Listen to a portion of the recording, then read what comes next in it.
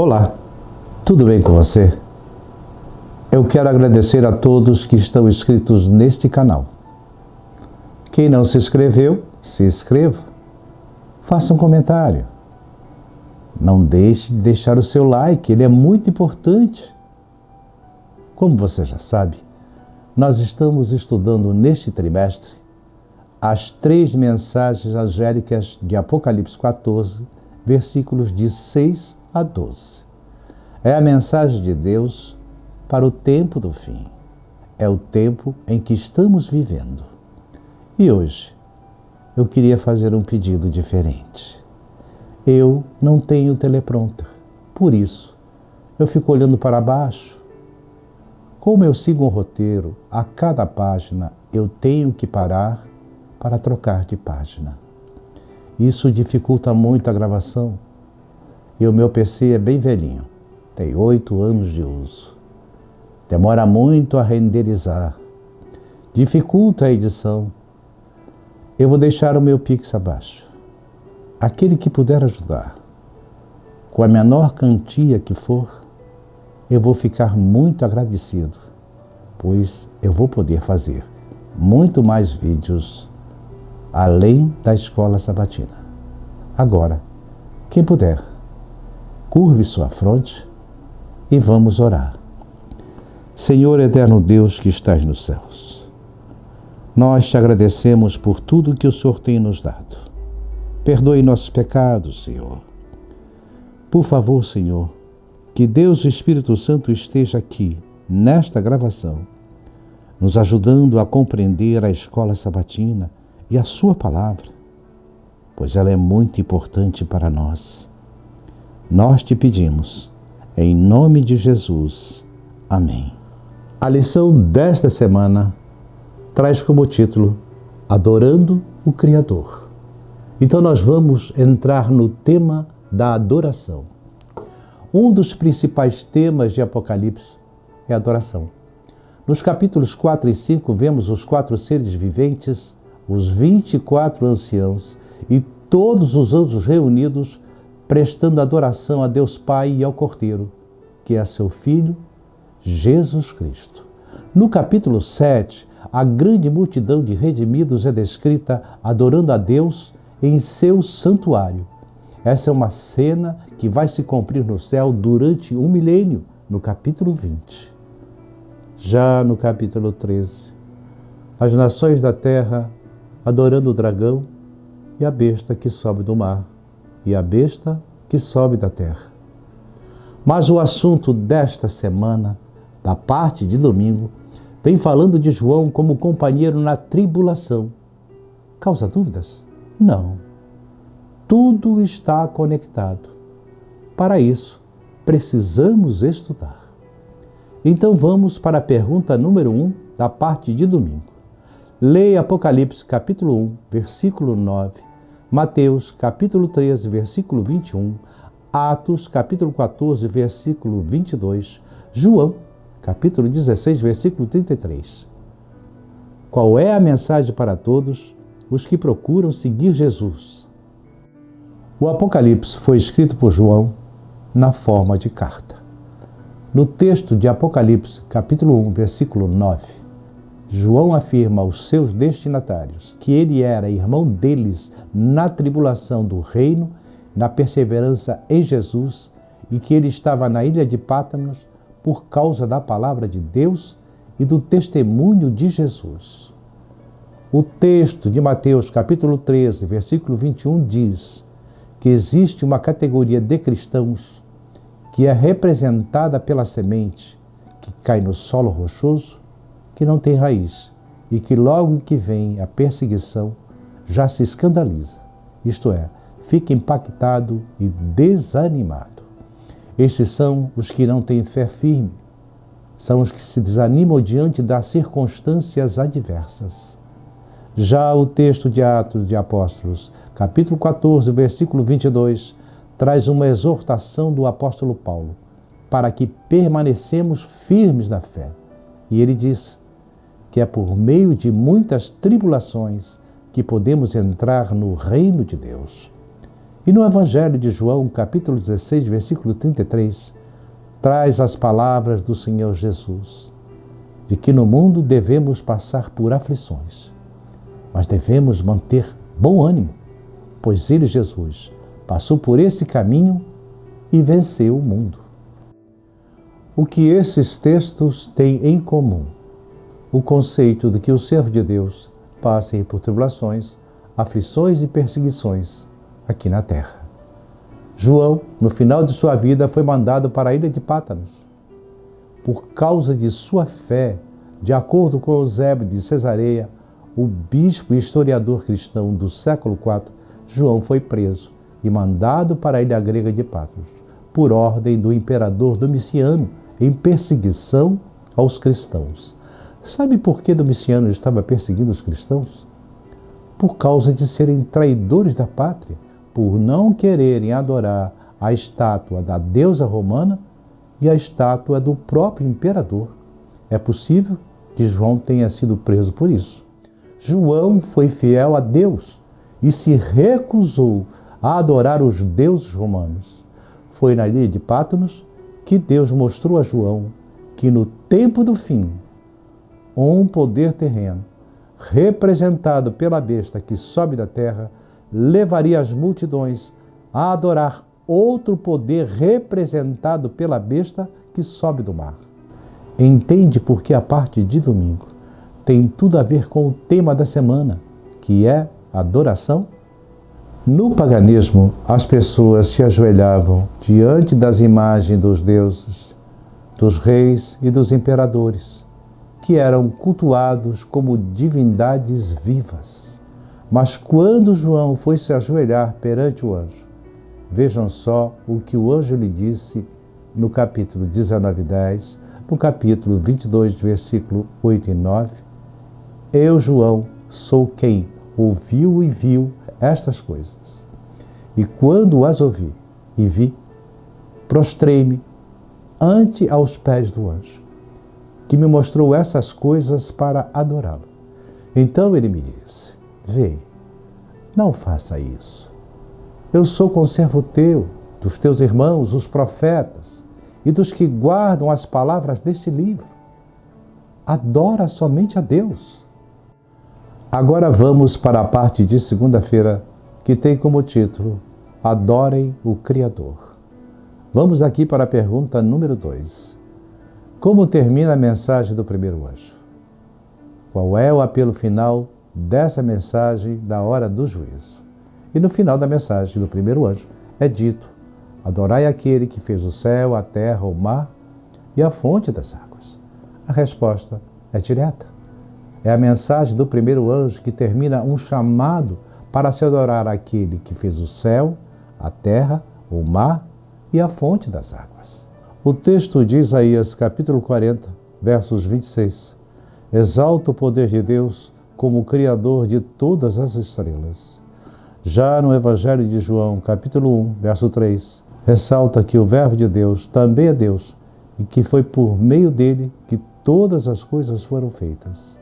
Em Romanos, capítulo 1, verso 20, diz que os atributos invisíveis de Deus, tanto o seu eterno poder como sua divindade, podem ser claramente percebidas por meio das coisas que foram criadas e que, por isso, os seres humanos são indesculpáveis em sua incredibilidade e rebelião.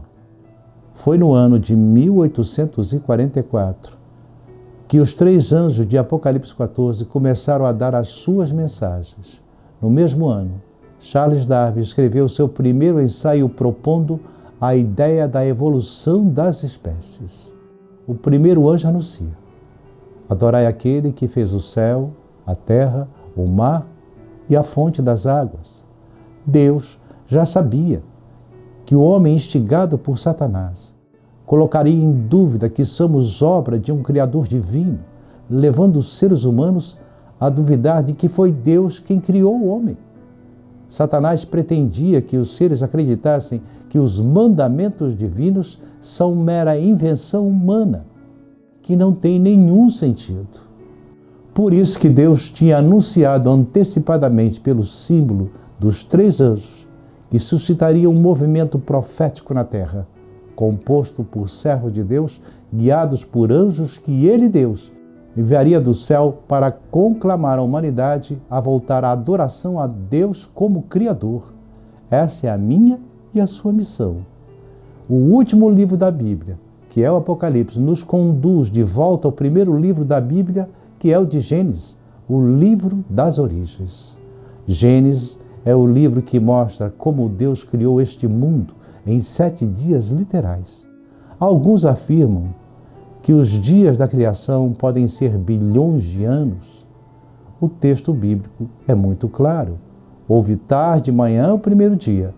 É um dia literal de 24 horas. Então, milhares ou milhões de anos estão fora de questão. Não passa de uma hipótese, que é um conceito ateísta, levando as pessoas a desacreditarem na existência de um Deus Criador.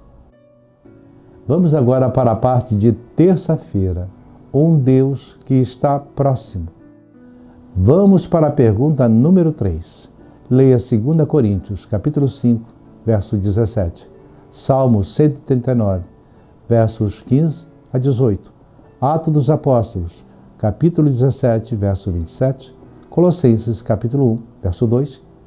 O que esses versos nos ensinam sobre a proximidade de Deus conosco. 2 Coríntios, capítulo 5, verso 17, afirma que nós podemos estar em Cristo. Isso mostra que podemos ter intimidade com Deus, pois é como se nós estivéssemos dentro de Cristo e que nele somos transformados em novas criaturas. O texto de Salmo 139, do verso 15 a 18, diz que Deus já sabia de todos os dias de nossa vida, antes que eles ocorressem. Atos dos Apóstolos, capítulo 17, versículo 27, afirma que Deus não está longe de cada um de nós. Em Colossenses, capítulo 1, verso 17, declara que nele, isto é, em Deus, tudo subsiste. Bem, com base nesses textos, a lição encaminha o estudante para conhecer 2 conceitos teológicos: a transcendência divina e a eminência divina.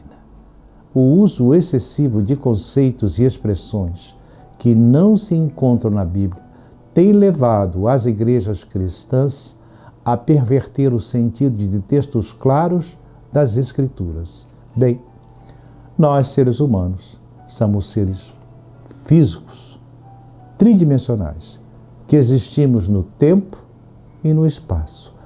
Cada ser humano só pode estar numa limitada região do espaço e seu tempo de vida, que está hoje limitado a algumas décadas.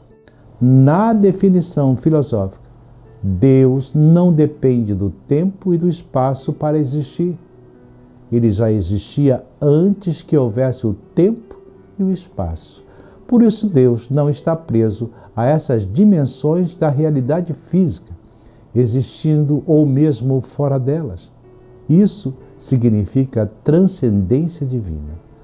Já a eminência divina, Deus age dentro do universo e interage com suas criaturas quando quer e como quer. Embora o Senhor esteja além do tempo e do espaço, isso não impede de existir no tempo e no espaço. Quer dizer que Deus está muito além da realidade criada. Mas isso não impede de interagir com a sua criação. Na verdade, tudo existe nele deve servir aos seus planos, mesmo sendo tão grandioso, tão imenso e tão além da nossa compreensão. Vamos para a parte de quarta-feira: Evangelho, Juízo e Criação. Vamos para a pergunta número 4. Leia Efésios 3, versos 9, Colossenses, capítulo 1, versos 3 a 17, Apocalipse, capítulo 14, verso 11, e Romanos, capítulo 5, versos 17 a 19.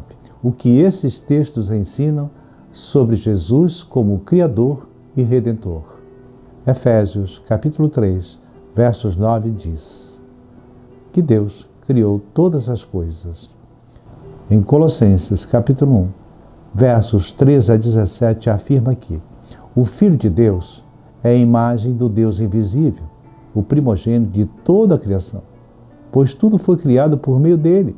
Em Apocalipse, capítulo 4, versículo 11, é dito que Deus criou todas as coisas e por causa de sua vontade é que vieram a existir e foram criadas. Em Romanos, capítulo 5, do verso 17 a 19, aprendemos que a obediência de Jesus tornou possível que muitos venham a se tornarem justos. Bem, aparentemente esses textos não têm nada uma coisa a ver um com os outros, mas tem. Podemos extrair deles a seguinte mensagem: Deus criou todas as coisas. Tudo foi criado por meio de Jesus, que é a imagem de Deus invisível. Ou seja, Deus o Pai criou todas as coisas por meio de Jesus. Por isso é correto dizer que Jesus também é Criador. E foi o próprio Jesus, aquele que nos criou, que veio ao mundo para nos salvar. E isso sugere que não é possível separar o conceito da criação do conceito da salvação. A ideia de salvação só faz sentido diante do conceito da criação. Se nós somos frutos de um longo processo de evolução, então a ideia de salvação e do Evangelho perdem totalmente o sentido. Se nós estamos num processo de evolução, quer dizer que não houve nenhuma queda do homem e que, portanto, não precisamos de salvação nem de um Salvador. Bem, mas essa teoria da evolução nós podemos ver nos documentários de Michelson Borges e Walter Witt. Eu vou deixar os links na descrição do vídeo de vários vídeos para que você possa assistir e tirar suas conclusões. Bem, eu creio totalmente na criação. Eu creio firmemente na palavra de Deus. Tem uma passagem que Walter Witt conta no vídeo de Evolução vezes Criação, que é a seguinte: qual é a probabilidade de explodir uma árvore e nessa explosão, ao ela voltar, se transformar em uma casa com todos os móveis, eletrodomésticos e tudo mais? É de 17 elevado à potência 29. Daria um número semelhante a todas as partículas do universo. Agora imagine, uma única célula tem mais informação do que o chip do seu celular. Então imagine a informação de todo um corpo humano. Então é preciso ter muita fé, mas muita fé mesmo, para acreditar na evolução. No que diz a respeito da origem do mundo e do ser humano, nós cristãos preferimos acreditar na explicação dada pela Palavra de Deus, pois a Palavra de Deus vem acompanhada de muitas evidências de seu caráter sobrenatural, como é o caso do cumprimento das mais variadas profecias bíblicas. Mas nossa missão é erguer bem alto a Palavra de Deus, a Bíblia Sagrada, e chamar o mundo de volta à adoração daquele que fez o céu, a terra, o mar e a fonte das águas. Eu encontrei com um amigo e começamos a conversar sobre evolução e criação. E eu disse para ele que Deus fez o mundo em 7 dias literais. Ele disse não. Deus fez o mundo em milhares e milhares de anos. Ele disse não, a Bíblia conta claramente em Gênesis 1. Ele disse não, aquilo é só um pedacinho. Não está escrito o resto lá. É só um pedacinho. São milhares e milhares de anos. Bem, nós chegamos no dilúvio. Eu disse que no dilúvio as águas saíam de baixo e vinham de cima. As águas cobriram todas as montanhas. Ele disse, não. Foi apenas um dilúvio. A água subiu, mas não teve nada demais. Veja bem, os dinossauros com milhares e milhares de anos, foi só um pedacinho. Ele não acreditou. Difícil. Com paciência, eu ouvia e tentava explicar. Bem, chegamos na volta de Jesus. E eu disse para ele que todo olho verá. O cego vai ver, o surdo vai ver. De toda a parte da terra vão ver Jesus. Que os mortos ressuscitam, são levados pelos anjos ao encontro de Jesus nos ares. Depois os vivos são transformados em encontro de Jesus nos ares. E os que ficarem na sétima praga serão destruídos. E a terra será purificada pelo fogo. Ele, não. Vai ter o reinado de 1000 anos na terra, um rei, e as pessoas vão ter a oportunidade novamente de se arrependerem. Aí, então, é que eles serão condenados. Eu disse para ele, que tal a gente estudar juntos a Bíblia, você com a tua Bíblia, eu com a minha Bíblia, a gente senta e vamos estudar juntos para a gente ter um entendimento, porque eu acho legal. Vamos ver as suas ideias e eu te trago à viva a palavra de Deus que está escrita. Não. Foi o que ele disse e ele saiu com aquela ideia dele. Eu olhei para baixo e pedi a Deus que o ajudasse a compreender a palavra de Deus. E não o culpo. Ele não tem culpa. Foi o conhecimento que ele recebeu da igreja que ele frequenta. Porque foi assim que foi ensinado para ele. É assim que está sendo ensinado pela internet. Por milhares e milhares de palavras, sermões que estão hoje na internet. Nós ouvimos isso. É preciso filtrar para encontrar a verdade. Então, como ele, tem milhares e milhares de pessoas que precisam do conhecimento, da verdade, da palavra de Deus, da criação. Por que não? Eles vão se perder. É por isso que o Evangelho deve ser levado a todas as nações, a todas as tribos, a todos os povos. A mensagem dos 3 anjos, ela é de suma importância para que o mundo tenha conhecimento da verdade do Salvador. Bem, vamos para a nossa lição. E agora vamos para a parte de quinta-feira. O Criador na cruz. Vejamos aqui a pergunta de número 5.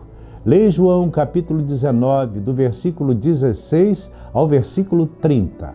O relato sobre Jesus na cruz. Pense nos textos bíblicos que vimos sobre Jesus como Criador, como aquele em que foram criadas todas as coisas, nos céus e na terra, as visíveis e as invisíveis, sejam tronos, sejam soberanias, quer principados, quer potestades, tudo foi criado por meio dele e para ele. Como devemos reagir a essa incrível expressão de amor de Deus? O Deus que criou o céu, a terra, o mar e a fonte das águas. Foi o mesmo que condescendeu em se fazer homem, viver como homem e ser duramente tentado, perseguido e terminar sua vida terrena como um criminoso que ele não era, pendurado entre o céu e a terra. Tudo isso para ser tratado como nós merecíamos ser tratados. Isso mostra que Deus realmente nos ama. Ele não se esqueceu de nós. Por mais que tenhamos pecado, Ele não se esqueceu de nós. Por mais vezes que nos sintamos abandonados, perdidos no caos deste mundo do pecado, Ele não se esqueceu de nós.